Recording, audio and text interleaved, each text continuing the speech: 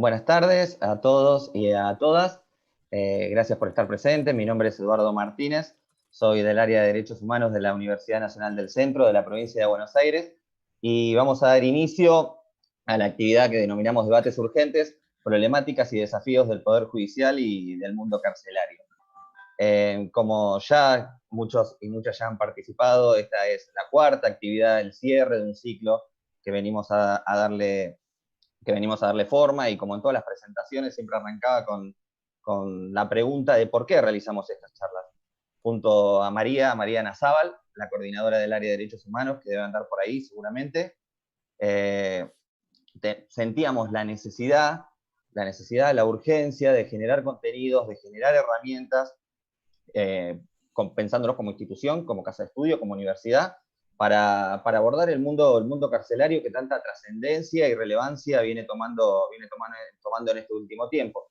Por eso que nos adaptamos a las redes sociales, lo que nos brindan las redes sociales, un poco como hablábamos antes con Graciana, es ayornarse a estos nuevos desafíos con sus pros y sus contras, claramente, porque obviamente no es lo mismo realizar este tipo de actividad con la expositora, con el expositor, cara a cara, el contacto físico, el contacto visual, la charla posterior, la charla previa, eso pensándolo como negativo, pero como positivo también la heterogeneidad de la participación le da mucha más riqueza y profundiza mucho más el contenido.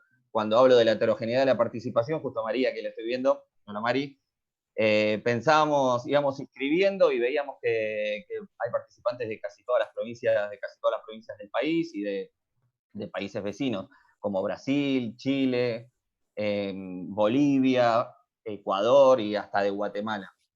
Hago un paréntesis también entre esta heterogeneidad, mando un saludo que debe estar por ahí a un referente de derechos humanos a quien quiero mucho, a Rosita Bru, que me estaba mandando a ver la forma de ingresar, espero que haya podido. Ahora, bueno, perdón, ahora sigo un poco con la explicación. Cuando realizamos este tipo de charlas continuadas, una charla que tenga una interrelación con la otra, pensamos también potenciar, entre otras aristas, la situación prepandemia del mundo carcelario. Y en ese sentido también fortalecer el trabajo que desde la Universidad Nacional del Centro de la Provincia de Buenos Aires viene dando en contexto de encierro, como es el Festival de Cine Nacional, la educación en contexto de encierro o el acompañamiento a familiares de detenidos y de detenidas que damos desde el área de derechos humanos, del cual también somos parte de una organización, FADET, Familiares de Detenidos y de Detenidas Tandil. ¿Por qué hago este recorrido? Porque hace años venimos discutiendo, venimos reclamando, venimos denunciando la sobrepoblación carcelaria desmedida, sin precedentes, sobre todo del 2017 hasta la actualidad. Hace años venimos denunciando la utilización de la prisión preventiva como regla y no como excepción, la utilización desmedida. Hace años venimos denunciando el sistema educativo dentro del sistema penitenciario, el sistema de salud y cualquier violación a los derechos humanos dentro de nuestras cárceles. No solamente nosotros, no solamente los organismos provinciales de derechos humanos, no solamente los organismos nacionales de derechos humanos, también, por ejemplo, hay relevamientos año tras año de la Corte Interamericana de Derechos Humanos que plantea la necesidad de actuar y de tomar medidas urgentes sobre nuestras cárceles. Dicho esto, este recorrido, lo que quiero llegar es para decir que había una mochila, una bomba de tiempo que ya había explotado antes de la pandemia. Ya a partir con el cambio de gestión del año de fines del 2019, ya se había planteado la necesidad urgente de tomar medidas sobre la población penitenciaria de nuestro país. Ahora bien, como saben, estamos atravesando una pandemia que nos afecta a todos, una cuarentena preventiva, social y obligatoria, y hay un eslogan que utilizamos, que es el quédate en casa, que no es lo mismo que quédate en la cárcel. En este sentido, a partir de los organismos internacionales como la ONU, el Sistema Europeo de Derechos Humanos, el Sistema Interamericano de Derechos Humanos, recomiendan a los países, a los estados, que tomen medidas para descomprimir las cárceles, para descomprimir la población penitenciaria, mientras dure el periodo de pandemia. Después se volvería a discutir. Y le da la libre disposición, libre albedrío de cada estado de resolverlo hacia adentro como mejor le parezca. Algunos lo resolvieron a partir del Ejecutivo, con las conmutaciones, por ejemplo, de las penas, otros a partir del legislativo, en nuestro caso es a partir de la justicia, del Poder Judicial. A ver, uno piensa cuando estas recomendaciones lo que hace en principio es para evitar una crisis sanitaria, para evitar que explote el sistema de salud. Parece algo normal.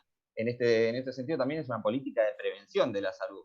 Porque yo decía la semana pasada, justo también en la presentación, que no solamente pensar en un detenido, en el detenido, en la detenida, no solamente pensar en los familiares, no solamente pensar en los familiares del penitenciario, de la penitenciaria, también es pensar en el verdulero, que es donde va el familiar del penitenciario a comprar, es pensar en mí que voy a esa verdulería, y nosotros y nosotras que hacemos el mismo recorrido. Es una política de salud en el mientras tanto, por decirlo de alguna manera. Parecía que era todo bastante simple, pero no. Hay un sector de la sociedad reaccionario que se opone, obviamente fundado y sostenido por los operadores mediáticos.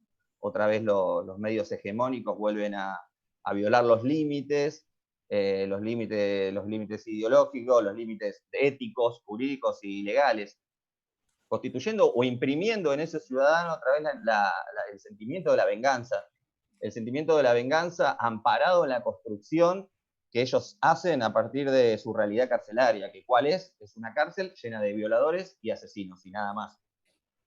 Por eso sentimos un poco la necesidad, haciendo este pequeño recorrido, de darle un contenido a la charla. La primera, ya hace casi un mes, con Claudia Cesaroni y Juan Tapia, que también debe andar por ahí. Tratamos de realizar una especie de glosario jurídico, un ABC jurídico, sobre todo para interpelar, para dar el debate de la ciudadanía, no solamente en las instituciones, sino con nuestros vecinos, con nuestras vecinas, con nuestros familiares, con nuestros amigos y amigas. Y también hacer, obviamente, un recorte de lo que es la situación carcelaria de nuestro país. La segunda actividad tuvimos ni más ni menos que la presencia después de la Corte Interamericana de Derechos Humanos, Eugenio Raúl Zaffaroni, donde nos hizo una radiografía no solamente de nuestra cárcel, sino también de la región, de los países latinoamericanos. Y sobre todo nos ayudó a pensarnos como en una especie de juego de poder, donde un movimiento tiene relación con otro movimiento en otro país, que está en completa interrelación.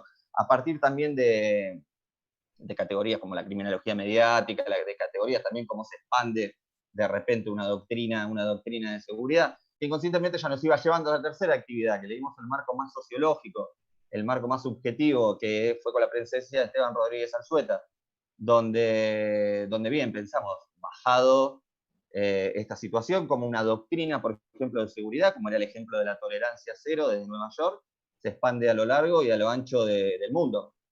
¿Cómo? Como un policía de repente realiza cotidianamente los abusos en las calles. ¿Cómo? Porque hay un sector de la sociedad que lo legitima. En este sentido, reconstruimos la categoría de vecino y qué importancia del vecino cuando se transforma en actor político, cómo rompe al ciudadano siendo la misma persona, porque los divide en un nosotros y los divide también en un ellos. Y cuando divide a la sociedad ya está rompiendo las premisas de nuestra Constitución Nacional y nuestros tratados internacionales de derechos humanos, que todos somos iguales ante la ley con nuestras diferencias. Nosotros, decíamos, se apodera de los conceptos, de los valores más dignos. Nosotros es el vecino, el que trabaja, se levanta temprano, se esfuerza para tener su coche, su casa, y el ellos es el enemigo, es el anormal. Es el enemigo identificado, por el que tengo que poner rejas, por el que tengo que cerrar siempre con llave, poner cámaras de seguridad. Y es el que nosotros viene a imprimirle las frustraciones, la venganza, el dolor, el miedo, porque si no, ¿cómo podemos explicar lo que pasó, por ejemplo, ahora hace unos días en Cañuelas con un pibe de Cañuelas, una localidad del interior de la provincia de Buenos Aires, con un pibe de 16 años, Alex Campos, que estaba cazando con unos amigos, y viene el dueño de la propiedad y lo atropella y lo deja morir? ¿Cómo llegamos a ese grado de deshumanización, de pensar en el otro casi como menos que un animal? ¿Cómo también justificamos, cómo entendemos que un policía hace 2 años le dispara un tiro por la nuca a un pibe de 12 años que iba en una moto, como fue el caso de Facundo Benítez? ¿Cómo podemos entender esto? cómo se legitima en la sociedad, cómo lo deshumaniza una persona a la otra, hasta el punto de considerarla nada. Bueno, un poco el recorrido venía por ese lado. Siempre decíamos que hay olfato policial porque hay olfato social. Hay un policía en la calle también, porque hay un vecino mirando por el ojito al pibe que está tomando una birra, el pibe de barrio, y lo denuncia, y ya la normalidad pasa a estar encerrada. Un poco a grandes rasgos, como para darle un poco inicio a la presentación. Me parece que la idea de este tipo de charlas es poner un problema al lado del otro, es pensar un dispositivo que se interrelaciona entre sí.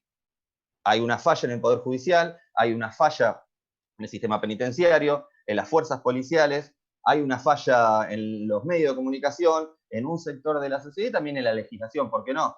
Lo que fue la modificación de la ley 24660, como para explicar, sumado un poco también a la triangulación entre flagrancia, juicio abrevado y preventiva, para explicar la sobrepoblación carcelaria. También lo que fue las leyes Bloomberg en el 2004. Y también para pensar a la historia de manera cíclica, porque podemos pensar en Bloomberg, pero también nos podemos ir 70 años atrás y podemos pensar en el verano del 32-33 en Abel Ayerza, el pibe joven estudiante de medicina secuestrado y asesinado, como para trazar paralelismos. Por eso nos parecía importante, para darle continuidad, seguir profundizando el rol de los medios, el rol de la justicia, seguir profundizando en los medios de comunicación, seguir profundizando el sector de la sociedad, seguir profundizando el mundo carcelario. Y para eso, la verdad que es un orgullo contar con la presencia de ella. No necesita presentación, porque todas y todos están acá por Graciana. Es un orgullo, es un placer para el área de derechos humanos, como para la Universidad Nacional del Centro de la Provincia de Buenos Aires. Ella es abogada, es directora de Asuntos Jurídicos del Senado de la Nación. Ella es Graciana Peñafort y le damos la bienvenida. Graciana, te paso la palabra. Bueno, desde ya, primero, muchísimas gracias por la invitación.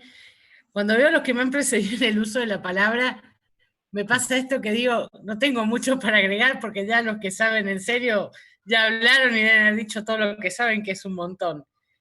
Segundo, agradecerles mucho la invitación porque creo que en días como los que estamos viviendo, tan atípicos, tan raros, una buena parte de la sociedad está muy distraída en su casa, como es mi caso, viendo la televisión, y tengo la sensación que no estamos reflexionando, primero, sobre lo que está pasando, y segundo, sobre lo que se está contando de lo que está pasando, que son dos cuestiones bastante diferentes sobre las que voy a profundizar. Y tercero, porque también quiero agradecer porque estas son las cosas de esta situación en la que estamos también. Probablemente si hubiésemos tenido que organizar este panel en la época de la normalidad, que extrañamos todos, hubiese sido tremendamente engorroso, porque hubiese implicado que yo pidiera permiso en el trabajo para irme hasta Tandil, el viaje, muchas cosas que el mundo analógico, si se quiere, nos obligan y hoy hemos descubierto que hay alternativas posibles al mundo analógico y que estas alternativas son válidas, son posibles y permiten además para un montón de personas acceder a cosas que en lo normal parecen inaccesibles. Tal vez todos los que estén acá estén acostumbrados a ir a charlas en la facultad, pero yo vengo dando en estos 2 meses charlas en las que han accedido personas que probablemente no irían a la facultad normalmente a escuchar algo. Y eso me parece algo valioso porque el mundo digital tiene sus peligros, pero también tiene sus beneficios. Y uno de los enormes beneficios es la posibilidad de la inclusión. Y acá voy a hacer una nota. Para que todos podamos gozar de los beneficios de la inclusión, tenemos que acceder en condiciones de igualdad. Y me parece que uno de los desafíos del futuro es garantizar a todos los habitantes de la nación no solo los beneficios de la paz, sino además los beneficios de la accesibilidad. Porque hoy es una de las herramientas que usamos para conseguir la igualdad. Dicho esto, voy a ir al tema que nos convoca, que es un tema asperísimo. Yo voy a decir, lo he dicho varias veces, pero lo voy a reiterar. Yo conocí las cárceles mucho antes de recibirme de abogada, porque cuando era consejera estudiantil, aprobamos un proyecto para que los que estaban presos pudieran estudiar abogacía. En Córdoba, comprenderán que era donde yo estudiaba, no es precisamente el lugar más progresista, entonces en los primeros años no conseguíamos profesores. Y los estudiantes avanzados, yo lo era en aquella época, dábamos clases de apoyo para que los chicos pudieran rendir, para que los presos pudieran rendir. Entonces, durante más de 2 años, yo era muy chica, una vez por semana iba y pasaba todo un día en la cárcel, porque tenías que dar clases de las distintas ramas del derecho. Digo, los chicos estaban estudiando y había materias en las que no había docentes, entonces había que explicarles. Y yo todavía recuerdo lo horrible que me parecieron las cárceles en aquella oportunidad, y algo que me ha acompañado desde hace más de 20 años y que no me abandona. Yo después me recibí, ejercí la abogacía. En un momento el mundo enloqueció y yo empecé a dedicarme fuertemente al derecho penal, no es mi derecho de base, y tuve que empezar a ir a las cárceles. Y descubrí algo que yo me había olvidado, pero que me sigue pasando. Los que vamos a las cárceles, vemos el espanto que son las cárceles, lo sufrimos, pero un momento del día nos vamos. En un momento la puerta se cierra y vos estás del lado de afuera, estás en el mundo exterior. Y a mí hace 20 años que me pasa lo mismo y me da la misma culpa. Cuando sentís el clic de la puerta cerrarse y vos estás frente al mundo, no dejas de sentir alivio. Estar en la cárcel es sostener esa situación tan horrible sin la posibilidad de ese alivio, de salir, de saber que en algún momento del día vas a salir. Esos son las cárceles. Las cárceles son lugares pensados para castigar de una manera más civilizada. La Constitución no se anima a decir que son para castigar, dicen que son para seguridad de los que allí están detenidos. Yo dudo mucho que las cárceles cumplan su función de seguridad. Dudo mucho que esas cárceles cumplan el mandato constitucional. Y me acuerdo hace muchos años yendo a recorrer cárceles con el CELS, cárceles provinciales además. Un día descubrimos, nada, o por lo menos yo descubrí, por qué a veces uno lee en las noticias que un delincuente que acababa de salir de prisión, y no creo que digo delincuente porque así lo dice la noticia, se había dejado matar en un tiroteo. Y vos no entendés por qué. Digo, lo normal es que uno no haga nada que ponga en peligro la vida de uno.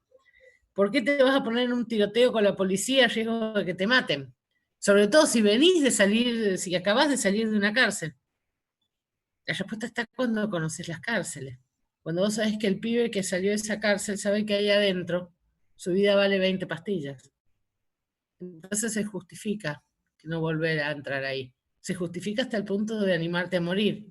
Porque en esa disyuntiva, que es la de un montón de personas, es donde se resuelven esas cuestiones. ¿Realmente querés volver a esas cárceles? Yo creo que la respuesta de muchos de ellos es que no quieren volver a esas cárceles. Y no quieren volver a esas cárceles porque en esas cárceles su vida no vale nada. Como tampoco valía en el enfrentamiento con la policía, pero al menos en el enfrentamiento con la policía lo hicieron en un marco de libertad, sin nadie que les diera permiso para ir al baño o se los negara, sin nadie que los sometiera a vejámenes, sin nadie que sometiera a vejámenes a sus familias cuando los van a visitar. Porque si hay algo espantoso es que el maltrato que impera en el sistema carcelario no solo afecta a quien está detenido, afecta a su familia. Quienes tienen la experiencia con familias de personas detenidas saben lo que puede ser para algunas mujeres la situación de ir a visitar a sus maridos, a sus padres, a sus familiares. Y yo siempre lo resumo en una imagen que a mí no ha dejado de impactarme. Esto pasa en el complejo de Seiza, donde la sala de espera suele estar poblada de mujeres y con sus niños. Y hay unos juegos para que los chicos jueguen, y vos ves a los niñitos jugando en esos jueguitos, con las madres agobiadas, cargadas, esperando ver a la persona que van a visitar. Y vos decís, ¿cómo se normaliza el espanto, no? ¿Y cómo no se va a normalizar? Si tenemos a los chicos jugando en un lugar donde no deberían esperar ni un segundo, porque a lo mejor esa visita es la única que va a recibir ese señor que está detenido. Tal vez esas 4 horas que pierden para lograr entrar hasta que los trasladan, sea tal vez la única oportunidad de un niño para ver a su padre. ¿Por qué permitimos eso? ¿Por qué normalizamos eso? Es una pregunta que yo todavía no tengo respuesta, aunque tengo hipótesis. Pero la verdad es que las cárceles son algo cuya noción tenemos, pero no las reflexionamos demasiado. Hablamos de las cárceles porque llegó el coronavirus. Porque las cárceles que hoy existen ya existían, ¿eh? No es que vino con el coronavirus. Estas cárceles ya existían, comparto lo que dijo quien me precedió en la palabra, que efectivamente la política punitivista de Mauricio Macri, del gobierno de Vidal, fue sumamente nociva, pero no quiero ser injusta. Estas cárceles espantosas ya existían inclusive en nuestro gobierno, en el gobierno en el que yo formé parte y el que tal vez muchos de ustedes adhirieron a votar. Y las cárceles, tal como las conocemos hoy, no solo existían con esta misma dosis de espanto, sino que además existían con esta misma dosis de injusticia. Miren, para cuando el kirchnerismo dejó el gobierno, 5 de cada 10 presos no tenían sentencia firme. Estaban presos por prisiones preventivas. ¿Soy clara? Es decir, de 10 personas presas, solo 5 tenían sentencia. Para cuando se fue Macri, ese número se había elevado a casi 7, era 6 punto algo. Y eso también da una pauta. ¿Por qué tenemos las cárceles llenas de personas sin sentencia? Yo voy a arriesgar una hipótesis totalmente discutible, pero es la que yo creo, porque las cárceles no solo no fueron pensadas para seguridad de quienes están allí detenidos, sino que además fueron pensadas como el gran depósito de lo que la sociedad no quiere ver. Entonces a las cárceles no solo van los que infringen la ley, a la cárcel van los negros, a la cárcel van los inmigrantes, a la cárcel van los pobres sobre todas las cosas. A las cárceles van lo que la sociedad no quiere ver. Es como el gran lugar debajo de la alfombra de una sociedad. Y ese gran lugar debajo de la alfombra para crearse requiere un enorme grado de arbitrariedad. Esa arbitrariedad funcionó, ¿eh? Esa arbitrariedad funcionó y no tiene signo distintivo el gobierno de quién. Esa arbitrariedad funcionó y lo vemos funcionar aún hoy. Digo, déjenme que les cuente mi experiencia. Cuando yo voy a un juzgado penal a pedir el expediente de un cliente mío, voy, golpeo la ventanilla, viene el funcionario judicial, me atiende, me trae el expediente. Y seguramente cuando yo voy, hay en un rincón cerca, hay un chico esposado, que vos lo ves, y te das cuenta que está dentro por tranza, que lo engancharon vendiendo. Porque te das cuenta que, digo, a quien mató a alguien, digo, a quienes están acusados de delitos peligrosos, no los tienen esperando, los tienen en la alcaldía y solo los suben cuando llega el momento de declarar. A los que tienen esperando en esas salas de espera son a estos, a los tranzas, al pibito chorro. Y a mí me pasa esto, yo voy a las 9 de la mañana, pido el expediente, dejo la credencial, voy a sacar fotocopia, y por ahí vuelvo a las 11 de la mañana. Y el pibito y el policía que estaban ahí siguen estando ahí. Y nadie los atendió. Y nadie los atendió porque seguramente el defensor que defiende ese pibe todavía está en una audiencia. Entonces todavía no tuvo tiempo de ir, por ejemplo, a asistir a este chico en la declaración, en lo que sea que fuera a pasar, por lo que estaba ahí el pibe. Y eso demuestra que hay dos tipos de justicia, ¿no? La justicia para las personas que pueden tener un abogado particular, ya sea que lo contraten, sea que lo asista, por ejemplo, por algunas ONG, que hay algunas ONG que trabajan para dar asistencias penales. Y hay otro tipo de justicia que es para los que no pagan nada. Y que si bien no carecen de abogado, tiene un abogado que junto con que tiene una cantidad infinita de clientes y que se reparte como buenamente puede para poder asistirlos a todos. Digo, ¿y en qué condiciones entonces ya? Cuando yo llego con un cliente para una indagatoria, tengo un horario, estoy 5 minutos antes, golpeo la puerta del juzgado, aviso que ya estoy con mis clientes, me hacen pasar, yo estoy atenta, probablemente tuve tiempo de ir a ver el expediente antes para, para ver sobre qué va a venir la indagatoria. Estoy atenta, objeto algunas preguntas, firmo, pido copia, y después me voy con mi cliente, lo invito a tomar un café para que se tranquilice, prestar una declaración indagatoria nunca es algo tranquilizador, para nadie, por muy inocente que sea. Pero piensen en ese pibe. Ese pibe lleva 2 horas hasta que llegue al defensor. Defensor que en el mejor de los casos tiene una idea de qué viene la causa, pero probablemente como es una indagatoria no tuvo tiempo de estudiar el expediente. ¿Me explico? Sino que va a saber que es una causa, no sé, por robo agravado.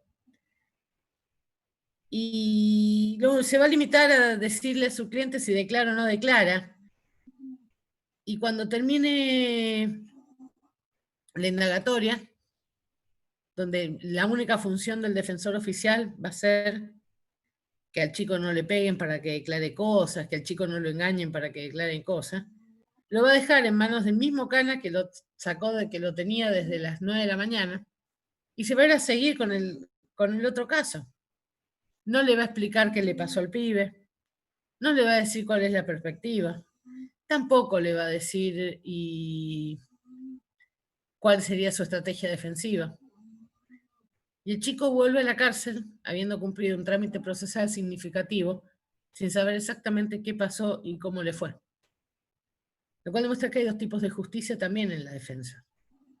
Y eso pasa sobre todo con las personas que están en las cárceles. Pero quiero seguir con esto. Les decía que las cárceles tomaron visibilidad con el coronavirus. Y claro, las cárceles era donde la sociedad tenía su sucio secreto, todo aquello que no quería ver. Lo tenía escondido, seguro. Es como, digo, todos hacemos, en pandemia a todos les debe haber pasado, hay una parte en nuestra casa donde metemos todo lo que no tiene lugar, que es un lío horrible. Y que el único requisito que tiene es que cuando venga gente no se vea ese lugar. ¿O no?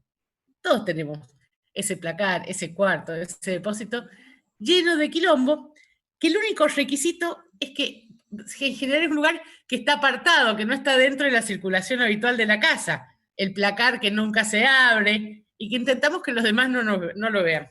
Bueno, las cárceles funcionan así, pero en lugar de quilombo lo que hay en esos placares espantosos son personas. Y vino coronavirus y es como si hubiese venido una visita absolutamente inoportuna que vino y abrió las puertas de ese placar. Y cuando abrió las puertas de ese placar, vimos todo lo que en general tenemos guardado porque no queremos ver. Aquellas cosas que se rompieron y no nos queremos tirar porque le tenemos cariño. Aquellas cosas que guardamos para arreglarlas algún día, que nunca llegan. Aquellas cosas que no sabemos por qué tenemos. Y nos pregunta, che, ¿por qué tenés esto? La verdad es que no sé. El problema es que todas esas preguntas no son sobre cosas. Cuando son las cárceles son sobre personas, sobre vidas humanas.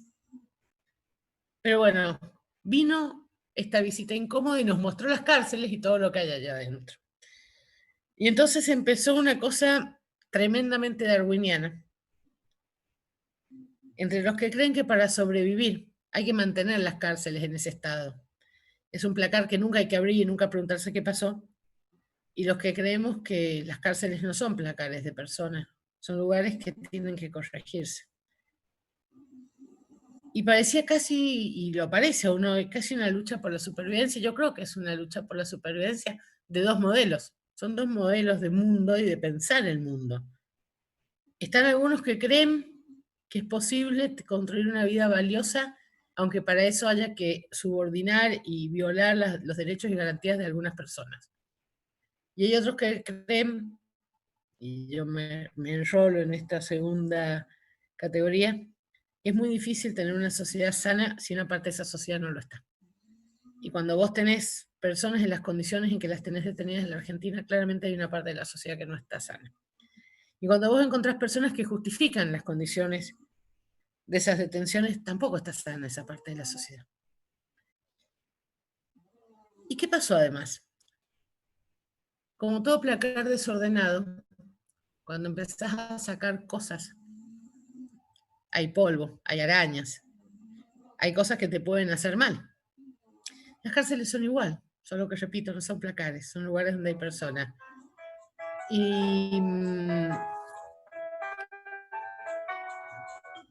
Y hoy las cárceles además son lugares peligrosos, porque la verdad es que con el coronavirus, ustedes imagínense si es difícil mantener las condiciones de distanciamiento social en nuestras casas, que tenemos la fortuna y el privilegio de tener un techo, de tener una comida caliente, de tener un lugar donde lavarnos las manos. Imagínense en pabellones que están pensados para 20 personas y donde hay 40. Donde como no hay camas, hay parte de los reclusos que tienen que dormir en el piso, en colchones. Es imposible mantener el aislamiento. En lugares cerrados, hacinados. Y por eso las cárceles son tan fácilmente focos de contagio. Porque imagínense si el virus, con todas las medidas de prevención que toma, puede contagiárselo. Imagínense en un lugar donde no se pueden tomar esas medidas de prevención. Entonces basta con que el virus ingrese a la prisión para que encuentre como un caldo de cultivo perfecto para esparcirse y crecer y multiplicarse. Y una vez que el virus toma las prisiones, como las prisiones no son lugares aislados, sino que son lugares donde entra y sale todo el mundo, porque los que no salen de la prisión son los que están ahí presos, pero los guardiacárceles no están presos, los médicos no están presos, las enfermeras no están presas, los asistentes sociales no están presos. Hay un universo enorme de personas que transitan por esos caldos de cultivo. Entonces, todavía no ha habido ningún gobierno del mundo puertas y que no salgan más. Eso no se le ha ocurrido porque no es civilizado, porque no es humano. Entonces, el problema de mantener las cárceles como este foco de cultivo es que aún los que creen que el que está preso, bien preso está, ni aún ese se anima a decir que hay que cerrar las cárceles con la gente adentro. Entonces, esto implicó el desafío de qué hacer con estas cárceles superpobladas. La respuesta no era tan difícil. Digo, lo hizo el mundo conoció el coronavirus antes que nosotros y empezó a resolver estas mismas situaciones antes que nosotros. Las soluciones fueron más o menos las mismas, ¿me explico? Las soluciones que pensó el mundo fue, bueno, si tenemos demasiada gente en las cárceles y es difícil mantener el aislamiento, entonces liberemos la gente que está en condiciones de ser liberada.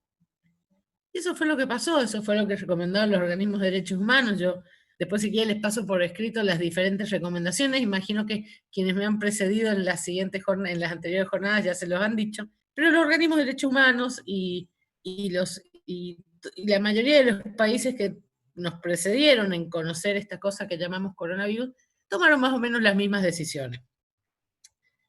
Pero había una diferencia, o una gran diferencia.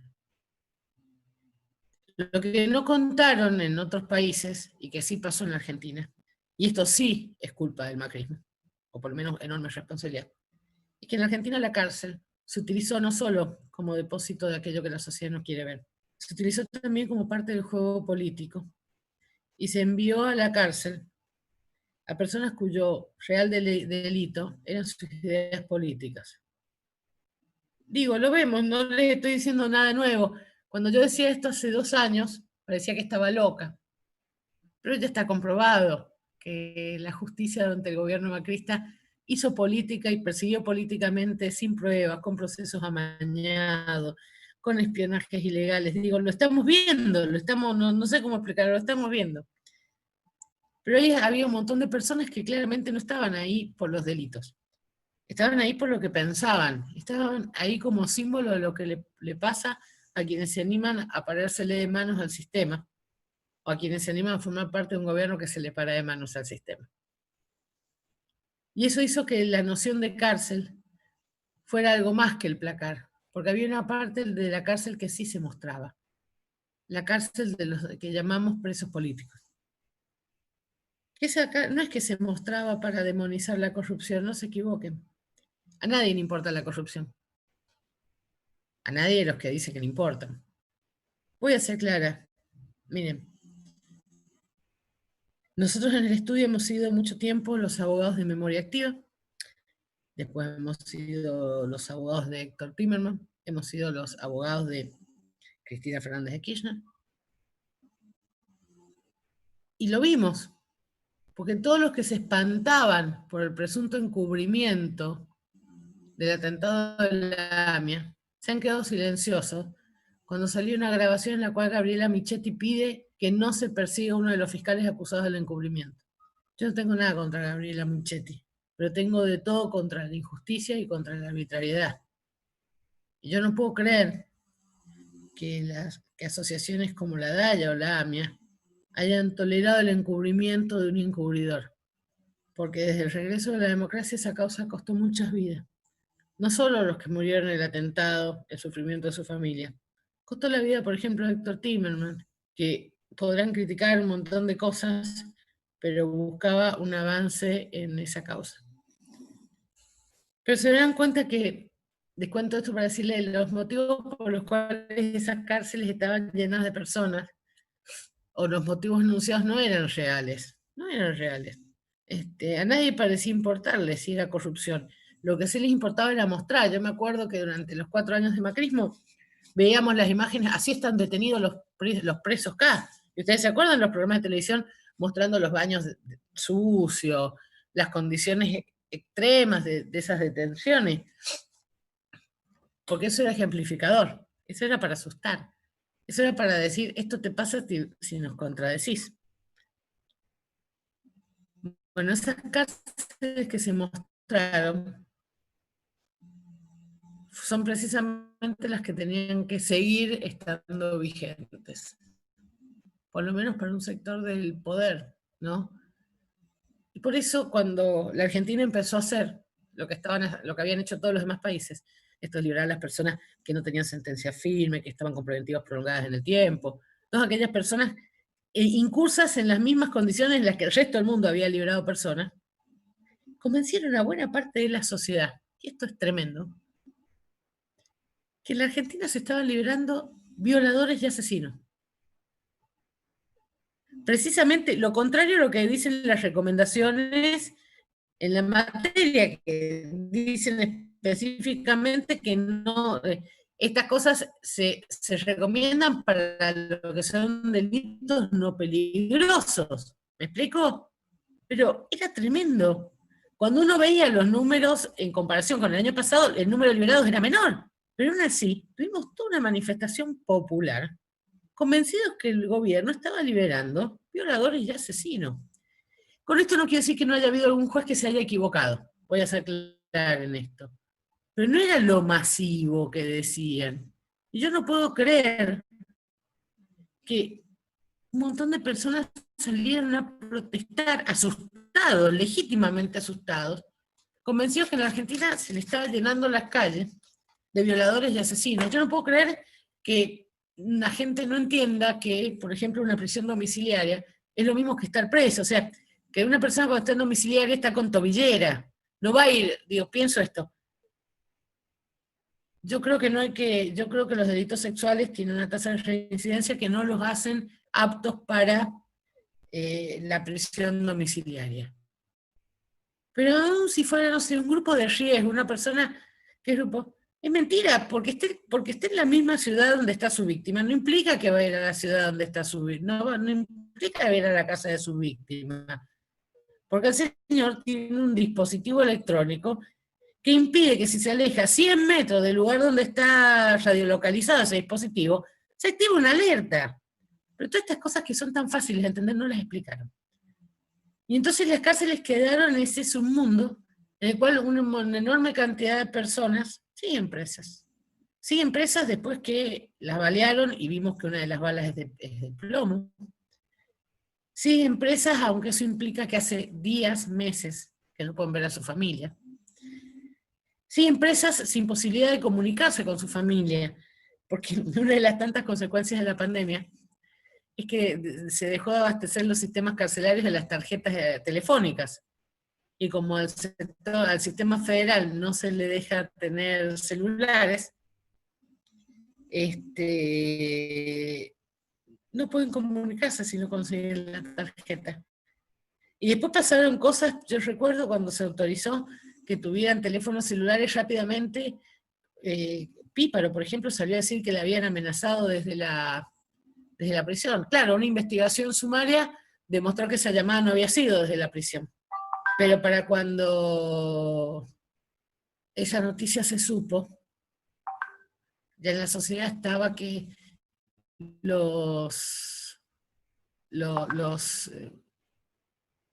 ¿cómo lo digo? Pero ya estaba instalada en la mente de las personas que esa era la situación. Y vino un enorme debate que todavía no se ha cerrado. Y no se ha cerrado por una sencilla razón. No se ha cerrado porque el coronavirus sigue en la Argentina, ¿eh? Y las cárceles siguen siendo lugares de sobrepobladas, con hacinamiento, con pocas condiciones. Pero además no se ha cerrado, porque la Argentina todavía se tiene que dar la discusión, y se la tiene que dar como pueblo y como país, de qué vamos a hacer con los presos en la Argentina. Si nos vamos a seguir olvidando de que existen, si vamos a seguir creyendo que es un remedio válido políticamente meter preso a un opositor. Y lo digo con esta honestidad. Miren, yo a Carlos Stornelli no le tengo ni un poquito de simpatía. Yo he visto las cosas que hizo Carlos Stornelli y las he sufrido con mis clientes, ¿eh? Ahora, flaco favor le haría yo al valor justicia si pido que a Carlos Stornelli lo traten como Carlos Stornelli trataba a los demás. Entonces no quiero una cárcel porque ahora gané las elecciones o ganó otro partido y quiero castigar a Carlos Stornelli. Y lo que tengo claro es que la cárcel no es un modo de castigo.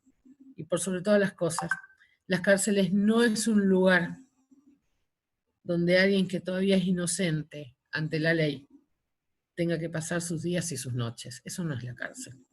Eso es un castigo para el cual las cárceles no fueron pensadas, porque por sobre todas las cosas en la Argentina nadie puede empezar a sufrir la pena o el castigo si no hay una sentencia firme que diga que es culpable. Y va una reflexión para la sociedad argentina.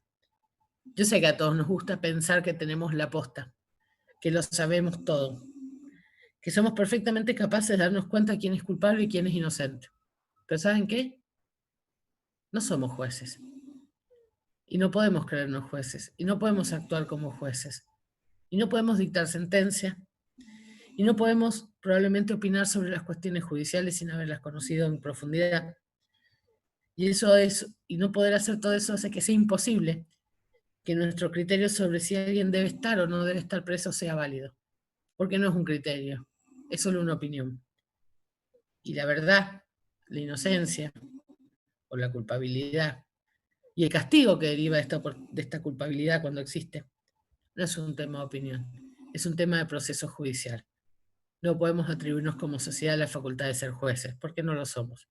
Y si no somos jueces, tal vez sea importante que dejemos de dictar sentencia por nuestras simpatías o nuestras antipatías.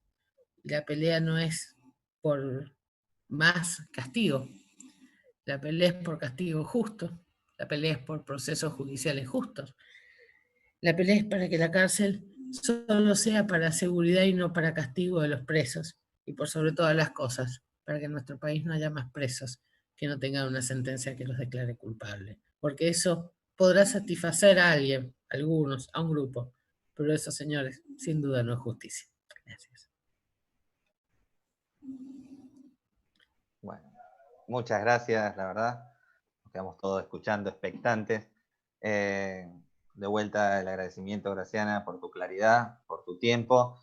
Nos vienen llegando mensajes que no lo dije en la introducción, también se está transmitiendo por el portal Abra TV.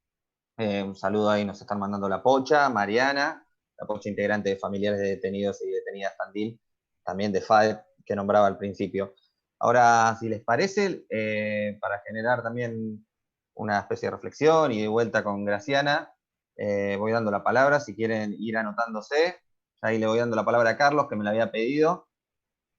A ver si. A ver ahí. Ahí está. Hola, ¿me escuchan? Claro.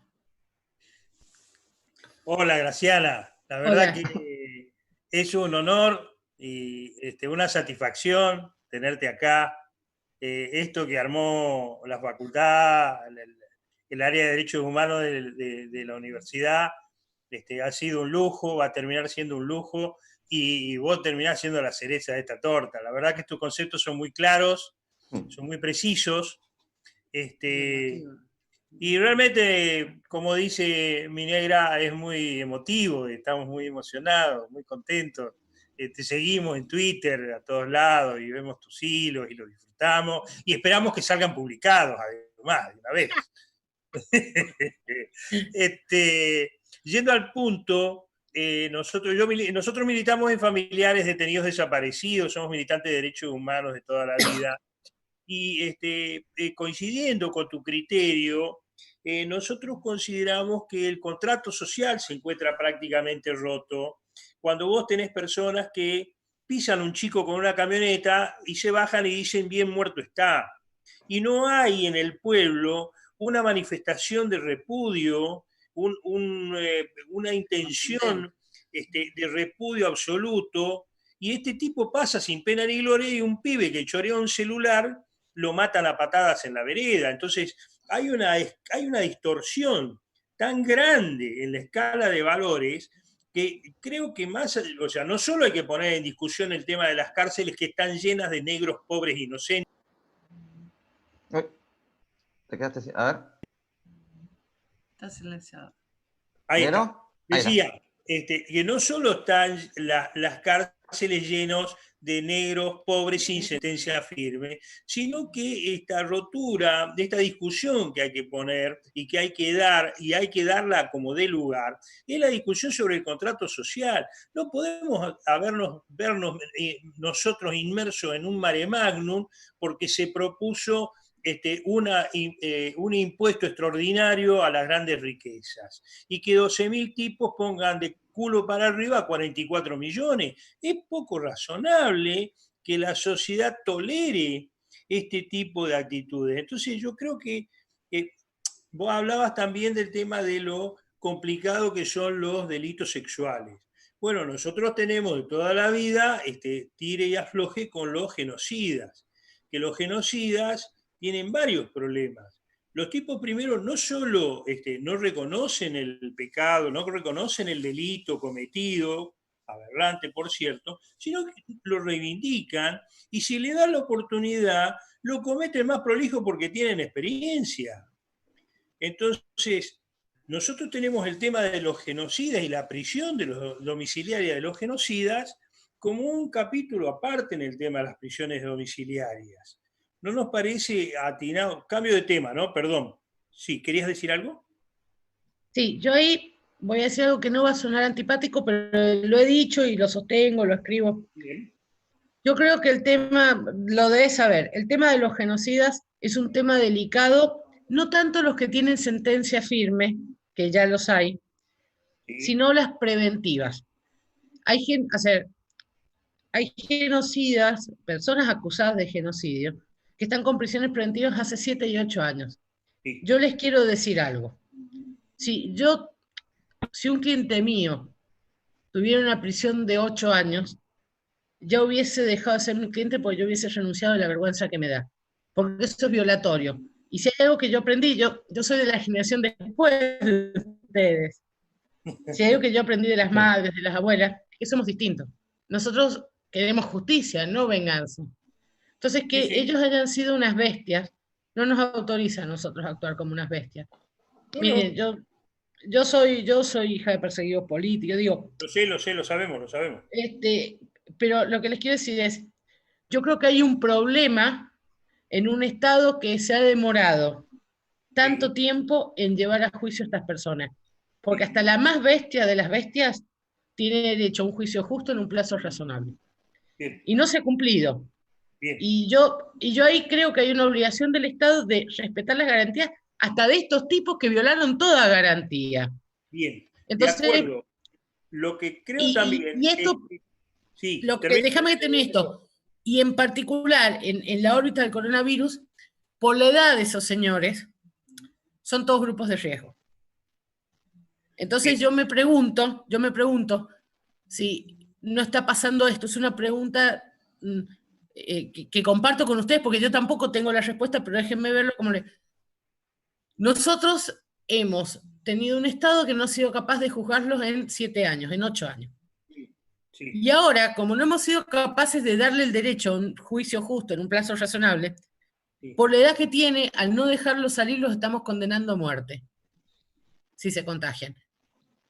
A ver, es una mirada ultra garantista que a mí me queda incómoda, pero que yo mentiría si no dijera que que el tema de los delitos de lesa humanidad me genera un núcleo especialmente conflictivo, porque yo estoy condicionada para no quererlos, para no defenderlos, pero llega un momento en que te das cuenta que son tan personas como cualquiera de los otros, aunque lo que hayan hecho sea aberrante. Entonces me pregunto si no hay que buscar soluciones más razonables que mantenerlos en prisión solo por el delito por el que están acusados. No sé si dejarlos salir de prisión, no sé si las domiciliarias, y voy a decir esto lo planteo en particular a quienes no tienen sentencia firme. Porque los que tienen sentencia firme, no discuto, me explico, no tengo nada que discutir, ya está, tienen sentencia, pero también sé que si descomprimimos las cárceles de todos los que no tienen sentencia firme, genocidas o no genocidas, los que sí tienen sentencia firme van a tener muchísimas mejores condiciones para hacer el aislamiento, que es lo único que tenemos por el coronavirus hoy. Eso, no te escucho, no escucho. Ahí, a ver, Graciela, te voy a leer un mensajito para que acá escribe Ofelia. Te recuerdo de Buenos Aires cuando nos viniste a dar una charla frente de Mujeres K en el Salón de la Federación Gráfica Bonaerense de Paseo Colón. Gracias por tu compromiso y tu emoción poco habitual entre tus pares. Me parece que eso también lo resaltaba cuando estuvo Raúl Zaffaroni, que de repente estos espacios que sostenés también, porque de repente podés estar reunida con los juristas, las juristas más importantes de nuestro país, pero también estás sosteniendo una charla con la militancia activa o de repente una actividad como esta con nosotros en una universidad del centro. Eso revaloriza más tu presencia hoy y sobre todo la sensibilidad y la claridad que le pones. Yo te ¿Sabes quería... lo que pasa, Eduardo? Eduardo, sí. aquí una cosa que yo hago una fuerte militancia. Los abogados hablamos raros y difíciles porque pasamos por la facultad donde nos convencen que somos parte del poder y que el poder tiene un idioma propio y que somos unos privilegiados de poder manejarlo.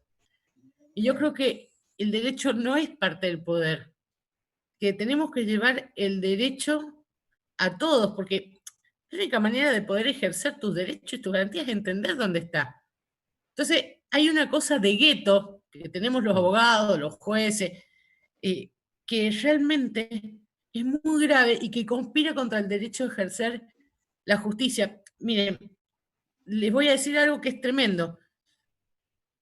Si lo que está haciendo el gobierno de la provincia en Villa Azul lo hiciera en Capital, no te quepa duda que algún vecino de Capital yo hubiese buscado un abogado que meta un amparo. Probablemente se lo rechazarían. ¿Me explico?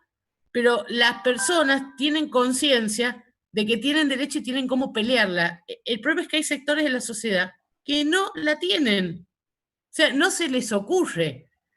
La policía le cerca el... Miren, si pasara en tu casa, en tu manzana hay coronavirus, y la policía te cerca la manzana y no te deja salir. ¿Cuántos de ustedes lo bancarían pacíficamente? Ahora, ¿por qué nosotros podemos tener la opción de protestar? No quiere decir que nuestra protesta sea efectiva. Hay razones epidemiológicas que explican por qué se hace lo que se hace, por qué se aísla. No es que no entienda la medida. Solo estoy diciendo que hay distintos criterios y que esos criterios tienen que ver con la noción que tienen las personas sobre el ejercicio de sus derechos. Y por eso, más importante que hablar entre nosotros, entre la secta de los abogados, lo que tenemos es que llevar a la sociedad. Porque así como se violan o no los derechos, me dan un segundo que tengo a alguien molestándome por WhatsApp porque quiere algo, me dan un segundo y ya termino. Sí, cómo no. Sí, sí.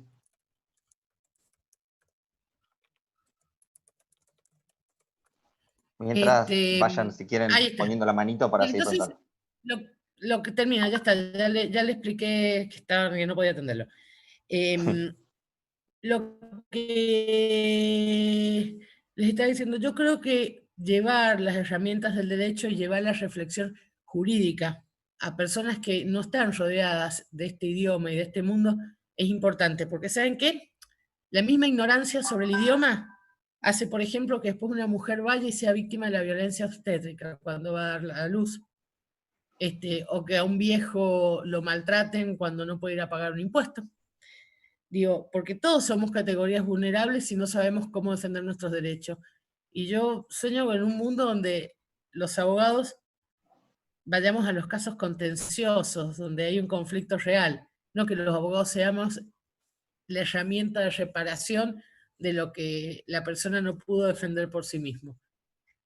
Por eso de estas charlas yo creo que es importante, creo que es muy importante para salir de la tiranía de los privilegios, porque tengo muy claro que el desconocimiento del derecho o el conocimiento en única atribución de los abogados, los jueces y todo eso, no es más que una de las tantas formas de dominación cultural que tenemos.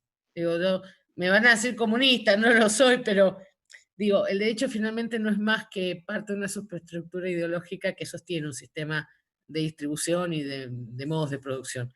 Y me parece que hay que combatirla porque es injusta, es injusta. Como el compañero que hablaba del impuesto a la riqueza. No puede ser que habiendo pasado 50 días, todavía la Argentina no pueda discutir si los 11.000 familias o 11.000 fortunas van a aportar para que salgamos. Porque ¿saben qué? En esta estamos todos. Es decir, a lo mejor hay 5 locos que se pueden ir a Miami, Uruguay, pero el resto de nosotros no. El resto de nosotros no. Y aun cuando pudiéramos irnos, vos podés irte, pero ¿qué haces? Yo siempre digo, yo me puedo salvar, pero mis papás viven en San Juan. ¿Cómo hago para que se salven también mis padres? Y supongamos que digo, bueno, papi y mami, nos vamos, no sé, a tal lugar donde no hay coronavirus. Y mis papás me van a decir, ¿tus hermanos? Y mis hermanos están en pareja, entonces mis cuñadas me van a decir, vamos, pero si traemos a mis papás también. Entonces, llega un punto en que no existe la posibilidad de salvar todo lo que uno quiere salvar en modo individual. Entonces, es acá donde tenemos que salvarnos. Y para eso tenemos que tener muy claro cómo defendernos. Y tenemos que defendernos de este discurso que nos dice que no tenemos derecho a lo que sí tenemos derecho. Y me parece que, repito, el tema del impuesto a la riqueza no solo es importante en términos económicos, más allá que no va a ser la panacea, pero también me parece una hermosa oportunidad para que la sociedad discuta cómo puede ser que haya personas que tengan tanto y se nieguen a pagar, y haya personas que necesitan tanto y no tengan cómo obtenerlo. Eso. Vos sabés que cuando venías hablando, Graciela, se me iba despertando. Viste que yo te conté que en principio nosotros participamos de una organización de familiares de detenidos y detenidas acá en Tandil, con Cristina Roteño, la Pocha, que seguramente lo está mirando por la tele, con Manuel Chavarino, y desde el área de derechos humanos.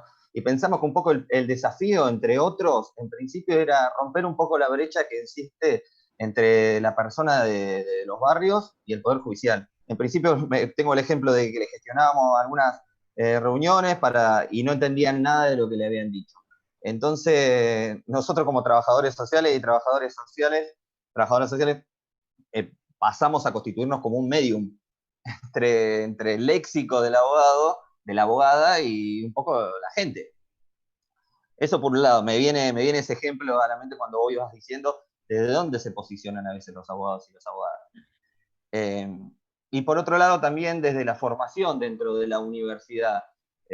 Justo creo que hasta ayer, ahora se levantó, iba a dar una conferencia Moro para la universidad, para el derecho en la UBA, que tengo entendido que por las firmas que se juntaron no se va a realizar. También parece un poco la formación, ¿es un problema la formación hoy en día en nuestro país? ¿Cómo la ves? A ver, voy a decir 2 palabras sobre lo de Moro. Nosotros tenemos la enorme ventaja de vivir en un Estado de Derecho y eso implica la libertad de expresión. A mí me cae como las pelotas, Moro, me parecía deplorable que la universidad, que la UBA lo hubiese invitado. Ahora, si ustedes me preguntan, ¿tenía derecho Moro a dar esa conferencia? Sí, tenía derecho Moro a dar esa conferencia. Y la UBA también tenía derecho a invitarlo. Dicho esto, voy a decir esto, y nosotros teníamos derecho de mandar a la mierda a Moro y a la UBA por haberlo invitado. Porque la libertad de expresión es de los dos lados. La libertad de expresión no es que yo me voy a callar porque vos tenés derecho a decir lo que quieras. Vos tenés derecho a decir lo que quieras y yo tengo todo el derecho a contestarte. Porque es tremendo esto. Es como a mí me pasa y dice, ¿cómo le vas a contestar a Clarín? Yo no soy Clarín, yo solo tengo una cuenta de Twitter. Ahora, si Clarín escribe algo que está mal sobre una causa mía, yo le voy a contestar de la única manera que puedo. Y si quienes me siguen en Twitter saben que suelo terminar diciendo eso. ¿Sabes qué? Vos no chequeás, vos podés publicar lo que quieras. Tenés derecho. Ahora yo tengo derecho a contestarte. Entonces, dicho esto, a mí me parecía, voy a ser honesta, a mí me parecía una muy mala oportunidad para esta convocatoria. Y también creo que finalmente quienes la habían organizado se dieron cuenta que cambió el tiempo político. Porque miren, detrás de la lucha de la corrupción, yo lo dije en una parte, la corrupción real le importa a pocas personas. Lo que le importa es hacer política con eso. Entonces esta invitación para mí tenía que ver con una equivocada lectura de algunos actores políticos de que esto era una manera de jugar políticamente a que el gobierno de Alberto defiende la impunidad, tiene un pacto de impunidad. Y la verdad es que el gobierno de Alberto, yo no creo que tenga ningún pacto de impunidad, pero sobre todo no tiene un pacto de impunidad con los tribunales. Es decir, está promoviendo la reforma judicial, está empujando las cosas que hay que empujar. Entonces, a mí me da la sensación que esto había un juego de tachar de esto, de pacto de impunidad al gobierno de Alberto Fernández, y lo que me parece que se leyó con toda claridad y fue una reacción muy espontánea, fue que el discurso de lucha contra la corrupción demostró sus límites. Y los límites del discurso de lucha contra la corrupción los estamos viendo en televisión y leyendo en los diarios todos los días. Encubrimientos, espionaje, prisiones preventivas, testigos comprados. Con más corrupción no se lucha contra la corrupción, eso estoy seguro. Tal cual. Bueno, le vamos a dar la palabra a Kud. A Kud, que tiene una cara de enojado. Kud, ¿dónde está Kud? Ahí no, está. Acá. Hola, Graciela. Hola, ¿qué tal? Hola a todos. Bien, bueno, agradecerte por esta oportunidad. Y nada, desde el centro universitario puntualmente queríamos preguntarte, bueno, ante el escenario que advierte quizás no sé si decir nuevo gobierno, sino que es un gobierno que retoma un poco la situación que había quedado media desprotegida en el 2014, si tienen pensado reavivar algún mecanismo legislativo que revierta un poco esta situación carcelaria que se está viviendo, ¿no? O sea, ya sea medidas de compensación, medidas de reforma respecto de la nefasta reforma que se hizo de la 24660, porque nada, o sea, advertimos que, como vos decís, hay un gran discurso, pero en la práctica se suelen tirar la pelota del uno al otro, de tanto el ejecutivo para el judicial, y el judicial se desentiende y dice que, bueno, que si no hay un apoyo por parte del legislativo, entonces es bastante complicada la situación que toca padecer en las cárceles hoy. Y lo que vos decís es absolutamente cierto, o sea, puntualmente la ley de flagrancia y el tema de los juicios abreviados vino a modificar la estadística, pero la cárcel lo cierto es que está plagado de gente no solo con prisiones preventivas, sino que para igualar modificaron el tema del juicio abreviado, que fue una especie de coacción, ¿no? O sea, que impusieron sobre el propio imputado para decirle, bueno, si vos te haces cargo, directamente no hay juicio. te vamos a... Claro, te hacemos un combo, te damos menos años, pero en definitiva no viola todas las garantías y bueno, esto lo único que hizo fue regular la estadística, nada más, no mejoró la situación de los procesados. Mira, yo te voy a decir lo que sé y bancame que hay cosas que no sé. Sí, está bien. Yo sé que se está trabajando fuertemente en el proyecto de reforma judicial, que sinceramente creo que es imprescindible. Porque con este sistema judicial es imposible cualquier nivel de justicia.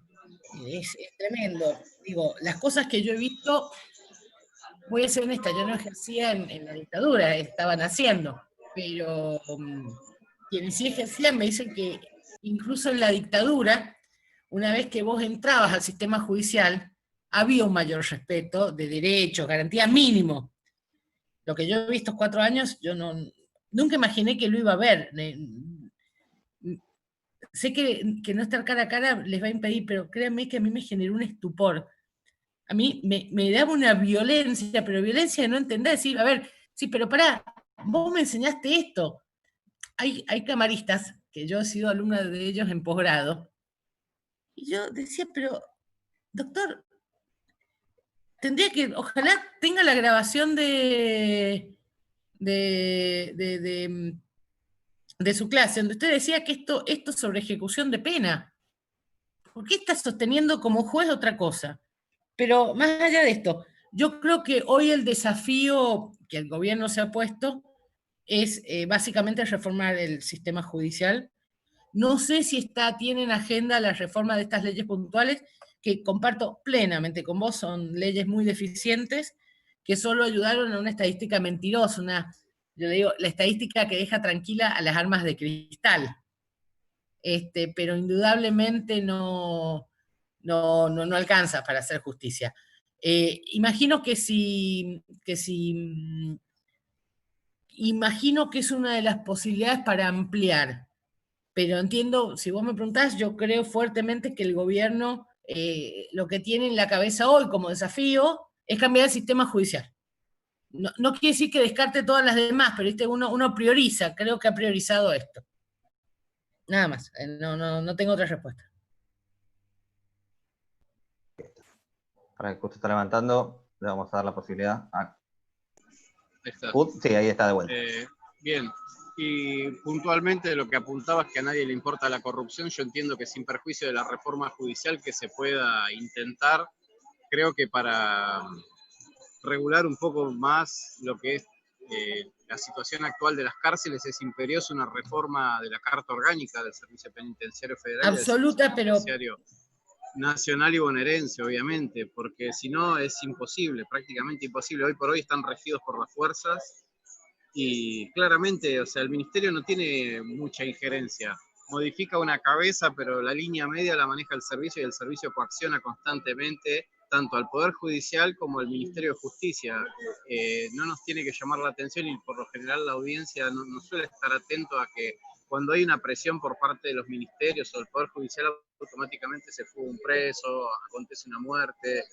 Entonces nos parece de suma importancia que esto esté en agenda, porque es prácticamente imposible entrar a la cárcel, invisibilizan todo. Por eso la pregunta era también si eso lo tenían en mente. Mira, yo comparto lo que decís y te voy a decir hasta qué punto lo comparto. A mí me impresionó mucho el motín que hubo en Devoto, pero yo conozco Devoto. Y para llegar a donde llegaron los presos tuvieron que tirar abajo 4 rejas. No pueden tirar abajo 4 rejas. Eso también pasó porque una parte del sistema penitenciario dejó que pasaran. Al techo no llegás si no tirás 4 rejas.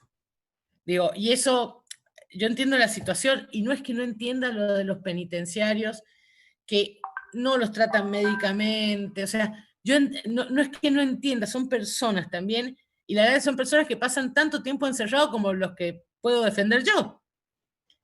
Pero indudablemente hay que tratar, y voy a decir una cosa, además, y esto es tremendo, cuando vos tratás con las personas del régimen penitenciario, quienes trabajan en el sistema penitenciario, es tremendo, porque ¿sabes qué?